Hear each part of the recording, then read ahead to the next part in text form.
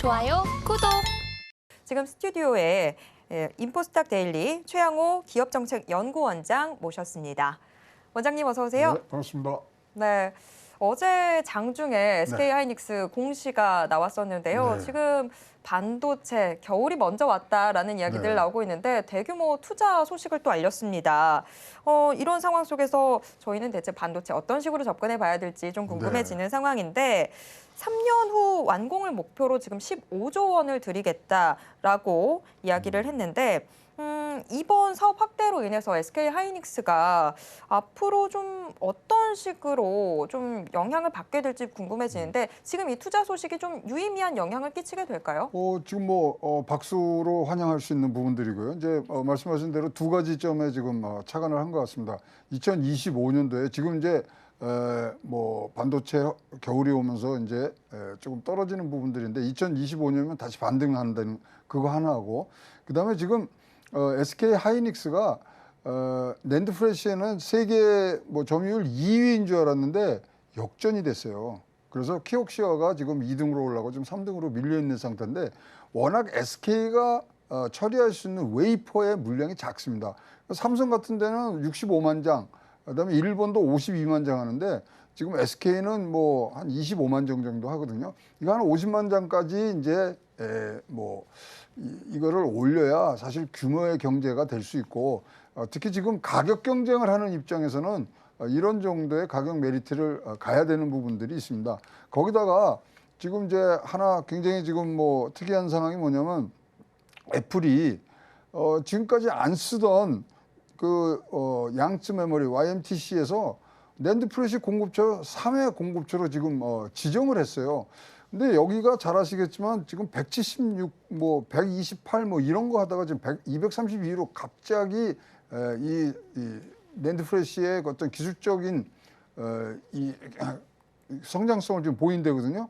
그러니까 이제 사실 여러 가지 얘기들을 하고 있습니다만은 핵심 경쟁력은 미래를 내다본 투자에서 나온다 그러지만 지금 SK로서는 사실 사면 초과에 걸린 부분들이 있기 때문에 이거를 반등의 기회로 지금 맞아야 되는 그런 절대절명의 지금 어떤 시기에 와 있는데 사실 SK 반도체는 한번 경험이 있죠.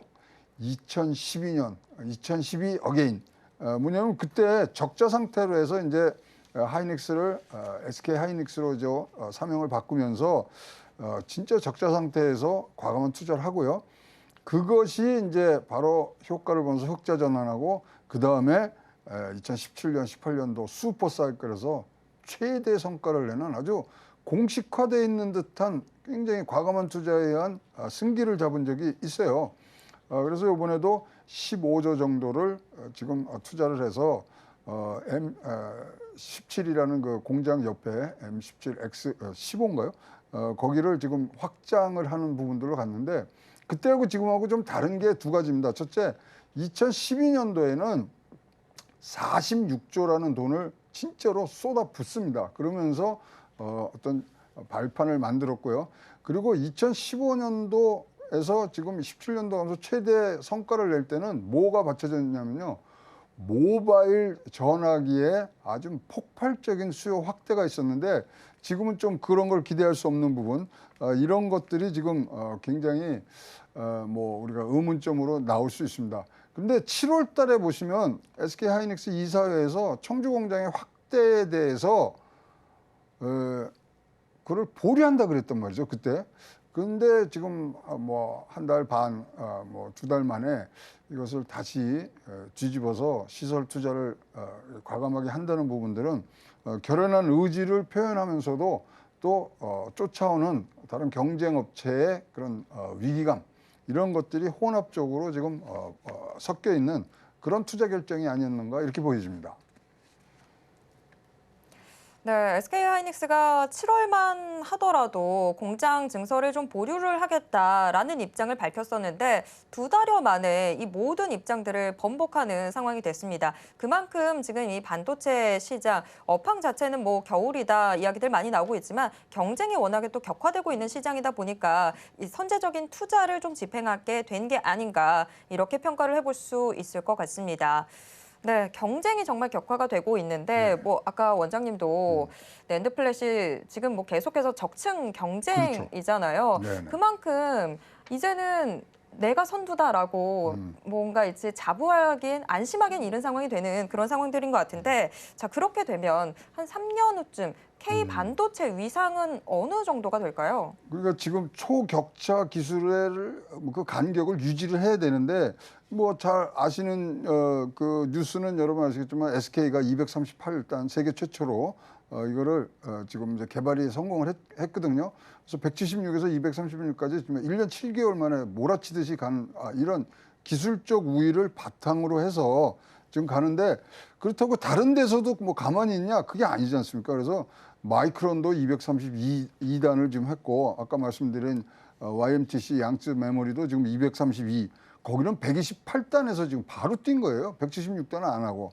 그러다 보니까 기술적 격차를 얼만큼 장기간 유지하느냐가 이게 굉장히 중요한데 자 이런 부분들은 사실 이런 그러니까 꼭 반도체 기술뿐만 아니라 가전업체라든가 모바일이라든가 제 4차 산업을 이끌고 있는 산업군에서 일단은 수요를 발생시켜줘야 되는데 일단 코로나로 그게 죽었단 말이죠. 그런데 현재 DDR5나 뭐 이런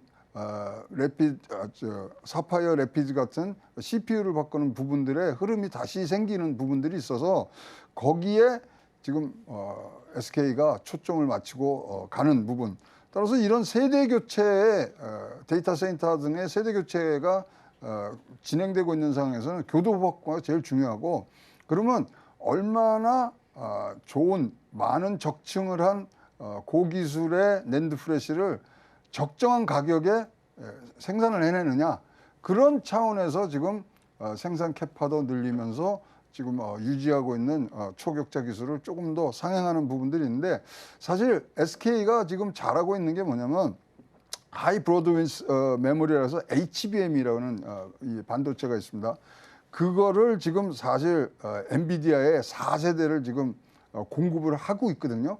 그러니까 일단은 기술적으로는 뭐 격차를 유지하지만 이것을 뛰어넘는 그러한 부분들을 뭐 여기도 자막에도 나온다면 2025년까지 같이 병행하면서 나가는 부분들로 지금 가야 되지 않겠냐는 생각을 갖고 있습니다. 네.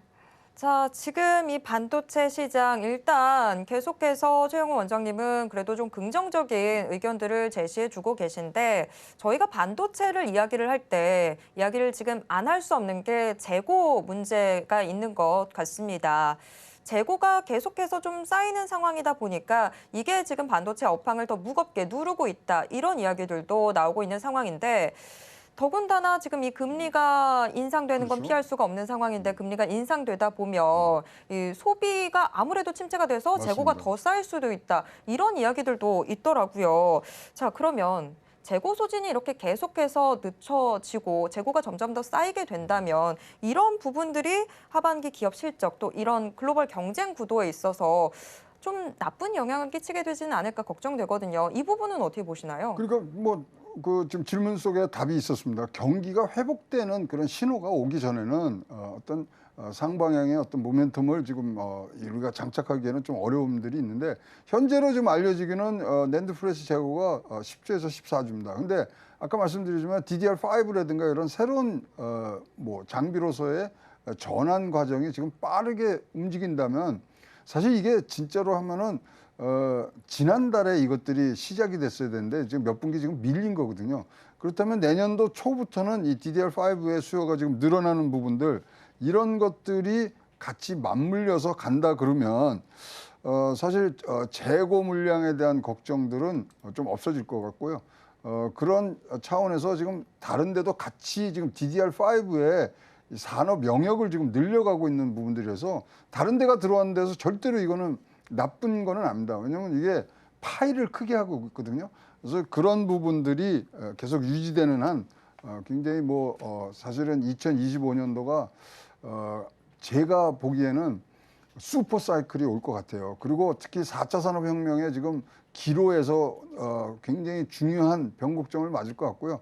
거기다가 양자 컴퓨터 나오죠. 그다음 모든 것들이 지금 바뀔 수 있는 부분들이 있기 때문에 여기에 대응하는 걸 어떻게 발빠르게 지금 가느냐 이런 부분들에 지금 초점을 맞춘 투자고 근데 투자액이 조금 저는 좀 작지 않느냐 이런 생각이 듭니다. 2012년도에는 사실 미래비전이라고 그랬고 46조를 투자했거든요. 요번에는 근데 뭐 새로 짓는 게 아니고 기존의 M15에다가 옆에다 익스텐드해서 M15X로 가는 부분들이 있기 때문에 15조 갖고 좀 더 할 것인가 뭐 분명히 이제 뭐 경영진의 판단이 있겠습니다만 뭐 시기도 중요하지만 투자의 양도 조금 더 과감하게 늘릴 수 있는 그러한 뭐 과감한 결정도 지금 필요한 상황이라고 보여집니다. 네, 저는 15조도 상당히 크다라고 생각을 했었는데 지금 이 반도체 슈퍼사이클이 점점 더 짧아지고 경쟁이 격화되는 지금 같은 시점에서는 다소 좀 투자 금액이 아쉽지 않았는가 하는 평가를 들었습니다. 그래도 어쨌거나 지금 뭐 재고가 부담되는 상황이긴 하지만 슈퍼사이클이 빠르게 좀 돌아가기 시작하면서 변화를 미리미리 좀 준비해야 되는 시점이다라고 지금 이야기가 나왔는데요. 그런데 오늘 삼성전자를 대상으로 해서는 증권가에서 3분기 아무래도 실적이 시장 전망치보다는 미치지 못할 것 같다라는 이야기도 나왔습니다. 이렇게 되면 투자자분들은 또 이게 과연 그렇죠. 긍정적인지 부정적인지 주가에 대해서 걱정을 하게 되거든요. 여태까지 뭐 원장님 말씀을 토대로 해서 보면 반도체 우리가 지금 기대를 해볼 수 있는 상황인 것 같기는 한데 주가는 그만큼이 안 되다 보니까 투자자들은 좀 혼란스러울 것 같습니다. 자, 그러면 여전히 이 뭐 삼성전자라든지 SK하이닉스 반도체 추가 매수는 좀 지양해야 되는 구간인 걸까요? 자, 두 회사의 공통점을 하나 뭐 공이 발견을 한다 그러면 뭐 우리나라 시총 1위, 3위였다가 지금 뭐 2위였다 3위로 내려왔지만 삼성전자, SK하이닉스의 지금 주가 움직임에 있어서 공통되는 게 몇 가지가 있습니다. 첫 번째, 외국인의 지분이 굉장히 50% 미만들로 지금 내려왔습니다. 뭐 48%, 49%가 자 외국인이 팔고 있다는 부분이 되겠죠. 그다음에 이러다 보니까 삼성전자나 SK하이닉스가 시총 1, 2위를 따니까 사실 삼성전자나 SK는 기업 자체로 보기보다는 대한민국 전체의 매크로 경제의 지표로 지금 외국인들이 보고 있는 분명히 있습니다.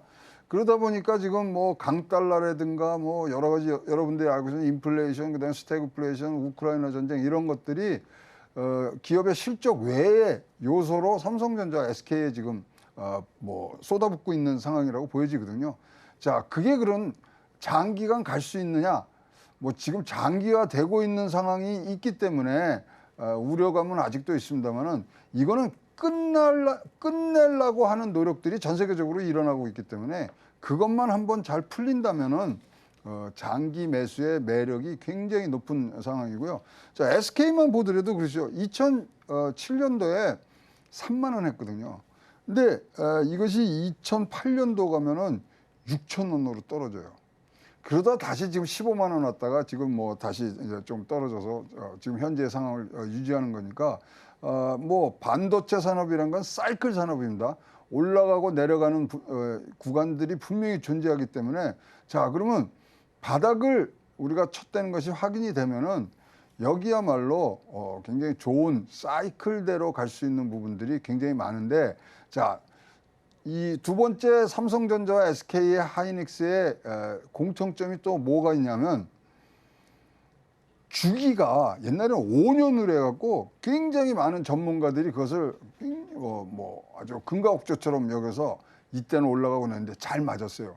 근데 반도체의 주기가 무지무지하게 짧아졌습니다. 근데 이게 뭐 길어졌다 짧아졌다 하는 구간을 반복하는데 요번에 혹한기를 잘 우리가 소화를 한다면 다음 오는 사이클은 요번 사이클에 비해서는 조금 더 길어지는 모양이 가기 때문에 이 부분들을 참조를 하신다 그러면 삼성전자, SK는 지금 뭐 사시는 부분보다는 지금 갖고 계신 거는 파시면 절대로 안 되고 그러나 이런 호재들이 들어오는 부분들이 분명히 있다면은 그때 조금씩 늘려가시는 부분들이 많습니다.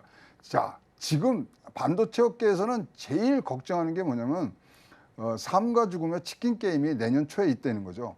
지금 뭐 공급 과잉 얘기, 뭐 이 디램 값 떨어지는 거에서 한번 소위 말하는 이 리셔플링이 일어날 수 있는 지금 가능성들을 굉장히 높게 보고 있거든요. 그럼 그때 이합 집산이 어떻게 가는지 이런 것까지도 지금 여러분들이 머릿속에 두시고 이런 것들은 진짜로 뉴스에 파셔야 되는 소문에 듣고 뉴스에 파셔야 되는 부분들이라서 그 기회들을 잘 활용하는 그렇다면 일단은 사고 팔고의 그런 패턴보다는 일단 들고 계시는 패턴으로 가는 것이 훨씬 더 삼성전자나 SK하이닉스는 맞는 전법이 아닌가 이렇게 보여집니다. 네, 일단은 보유하고 계신 시청자분들이라면 지금 섣부르게 뭔가 매매에 나서시는 거는 다소 좀 위험하지 않을까 싶습니다. 계속해서 좀 추이 지켜보면서 장기 보유로 끌고 가보는 편이 나을 것 같습니다. 그런데 지금 반도체를 이야기를 하다 보면 소부장 업체를 또 이야기를 안 할 수가 없을 텐데요. 공급망 대란 이슈도 이 반도체는 있었던 데다가 앞으로 지금 이 반도체의 이런 경쟁 격화에 따라서 소부장 업체들은 또 어떻게 움직이게 될지 이 부분도 이야기를 꼭 나눠봐야 될 것 같습니다. 게다가 지금 삼성전자가 뉴 삼성이라고 그렇죠. 또 이야기를 내놓고 있는 상황인데 자, 어쨌거나 SK하이닉스도 지금 15조라는 이 큰 돈이죠. 네, 돈을 집행을 하고 네. 삼성 역시도 반도체에 다시 한번 또 사활을 걸기 시작했습니다. 그러면 이 두 대형 고래들의 힘에 의해서 국내 소부장 업체들은 과연 어떤 흐름을 보이게 될지 궁금해지는데 소부장 업체들은 저희가 어떤 식으로 좀 보는 게 좋을까요?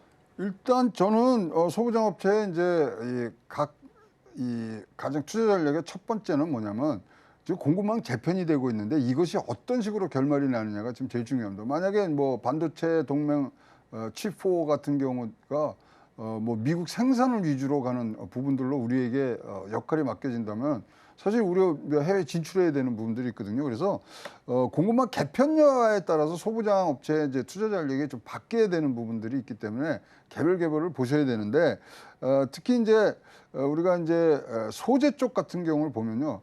일본에 대한 의존도가 23%였는데 그게 우리가 소부장 사태를 지나면서 15%로 줄었어요. 그러니까 굉장히 국내의 자급도가 높아진 거죠. 라고 생각하시면 안 된다 이거죠. 왜냐하면 중국은 24%, 중국에 대한 의존도가 24%에서 29% 늘었어요.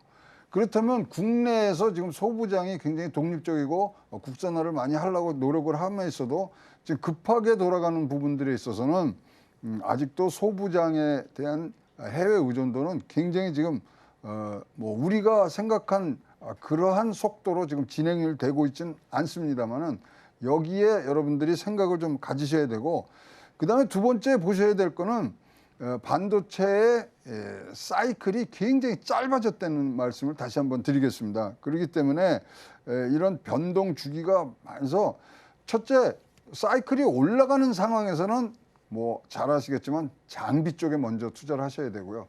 그다음에 생산이 어떤 양산 체제로 간다 그러면 소재 쪽으로 가셔야 되는 주기에 따라서 맞춰지는 투자 전략을 갖고 계셔야 되기 때문에 자 소부장은 여러분 그냥 투자를 하시고 그냥 어디다 갖다 놓는 게 아니고요.